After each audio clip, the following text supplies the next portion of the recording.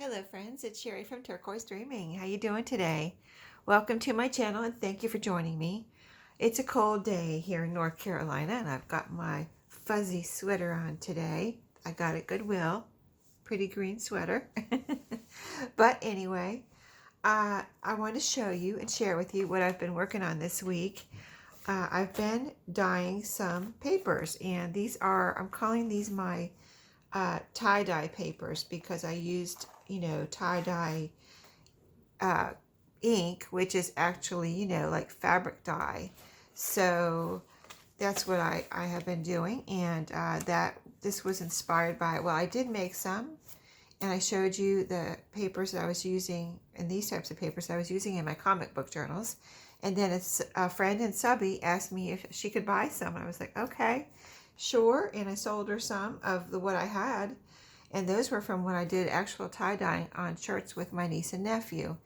And those were just some of the leftover paint from that project I put on papers and dyed papers with it. And then I also have shown my splatter papers from the tie-dye that was we put under our project just to catch the extra paint, and protect the surface we were working on. So anyway, that inspired me to go ahead and put some papers, or my tie-dye papers, in my Etsy shop.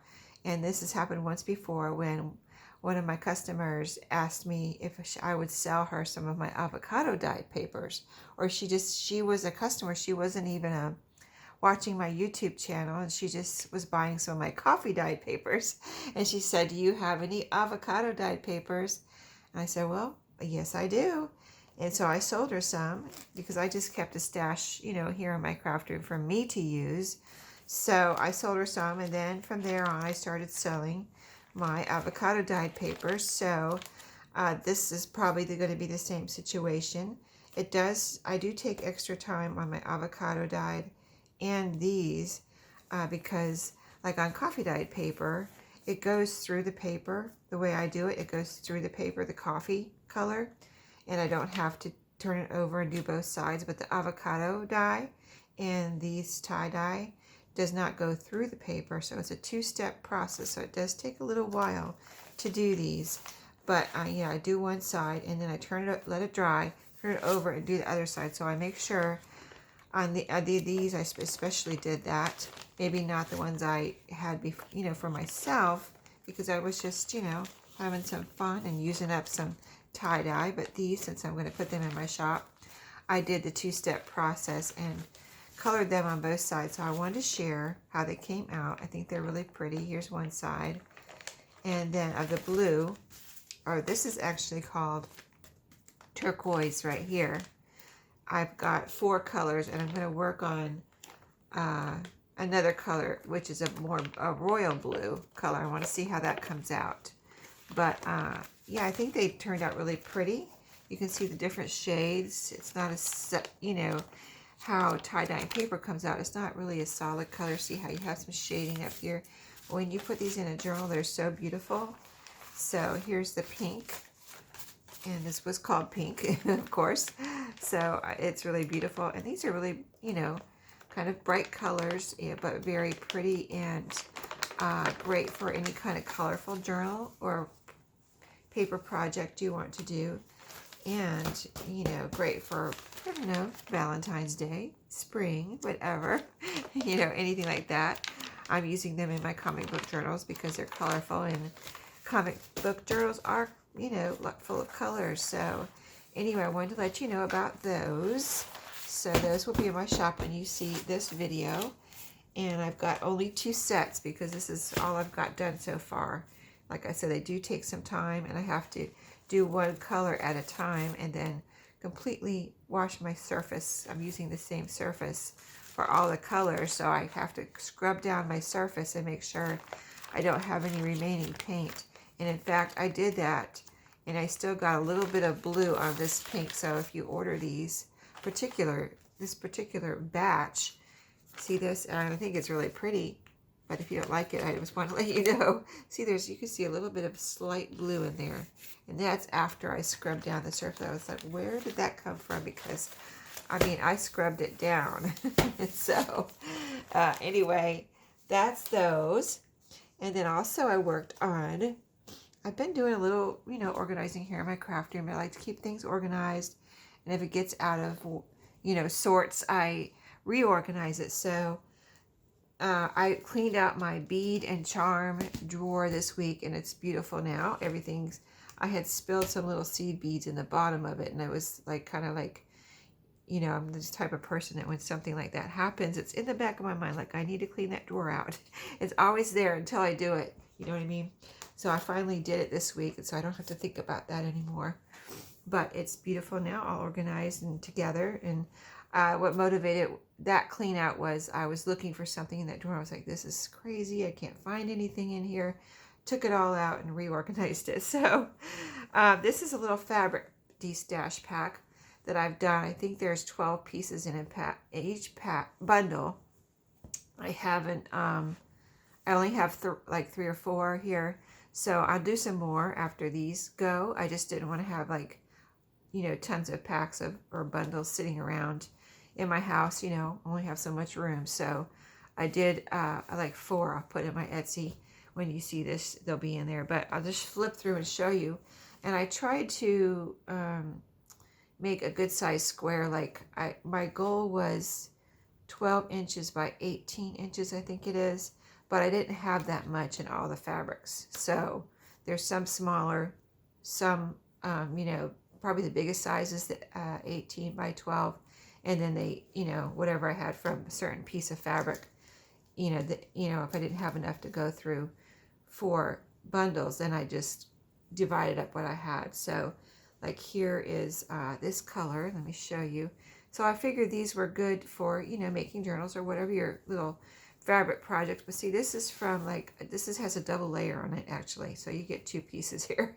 But it was from, I don't know what, a curtain or something with a double layer. It's this one, particular one. Yeah, it goes all the way through there. But, it's different types of fabric too. So just a very eclectic, see right here, this is this side. Maybe this was, I don't think it was a pillowcase. I don't know really what it was because I've had it for a while and used a good bit of it.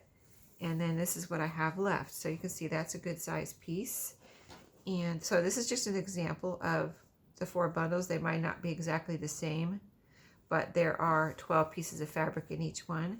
So here's the next piece. You can see this is smaller than 12 by 18, but it's still a good size piece, or it might be 12 by 18. Let me measure it. It does look like it's 12 by 18. Let's see. Yeah. See, I tried to make them. Okay, this is 10 and a half. Okay. Yeah, that's 10 and a half, and it's probably 18 this way. Yeah, it's about 18 that way. So you get the picture.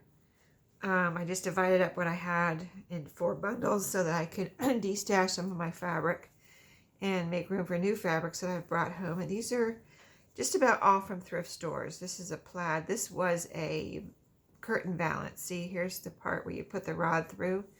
So you can, you've got 2 layers there. So you can take this apart, use it together, cut it up, whatever you want to do with your fabrics. People do all different types of things, right? So that's why I just pick up when I see something I like, even if it's, no matter what it kind of, whatever it's been made into, that's, I just go ahead and get it and use it. This was from a shirt, and it's it was like quilted, like it's 1 layer, but it's all these little pieces are sewn together. See, here's where the buttonholes are. So you get to use some buttonholes if you want, but you see there's a good size piece of that. Divided that up. So just really, like I'm saying, different types of things. This is actually the only piece I bought from a store in this bundle. I bought this from Walmart. This is Waverly fabric, and I had bought it for a reupholstery project I was doing here in my home, and I had a lot left. I bought way too much.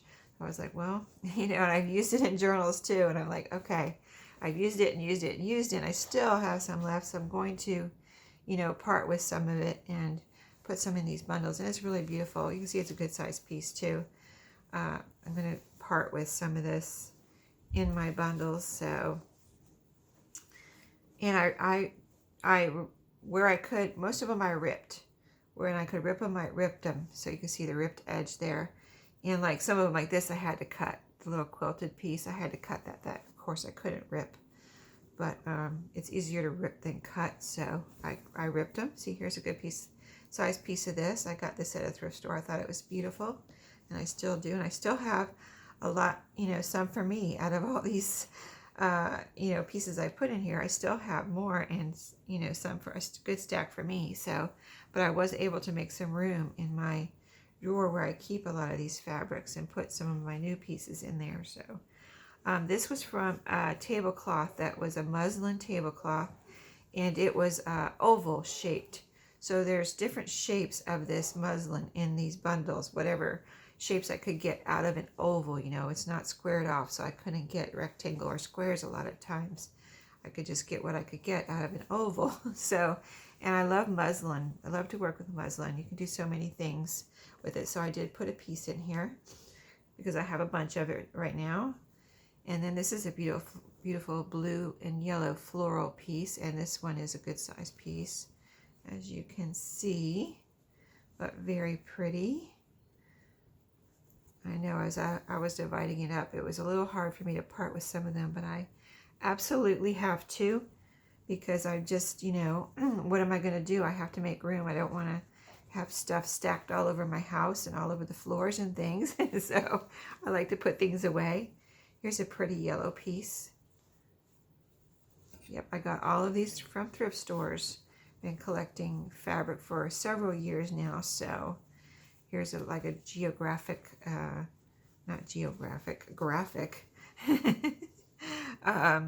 little design here, pink, black, and white, really pretty. I picture a lot of these either on the cover, you know, inside cover of a journal, or on the spine. Of course, I like to use fabric on my spine, so they're very beautiful for that, or whatever. Cut them up, use them as, you know, a lot of them I use for tassels, a lot of them I use for strips. If I have a little strip, I'll use it on a tag. This is another beautiful piece. I did leave the selvage edge on any selvage edge I had. I think I like to use a selvage edge. If you don't like it, you can cut it off. But see how this has these little numbers? I think that's so cool. So if I had a selvage edge, I left it because I like to use the selvage edge for something in my journals, whether it be a little ruffle or a little, you know, topper for a tag or whatever. Or even those numbers, you can just cut those out and use those for something. I just think those are so cool. And so here's the 12th piece in this package, this bundle, and it's a pink polka dotted. You've probably, if you watch my channel, you've seen me use this. I used it in some of my Tsunami Rose and my Shabby Dabby Doodah journals, because the pink rosy color goes with their florals so well. So anyway, there's a good square of that. So that's a good example. And like I said, I have about 4 bundles I'm putting in there. You can see it looks beautiful all together. You know, I just love a bunch of fabric together, right? So anyway, that's what I have for this video. And I'll be back with more videos this weekend and this next week. I hope everyone's having a good day and getting ready for Christmas if you celebrate it. And I will see you next time. Take care and happy crafting.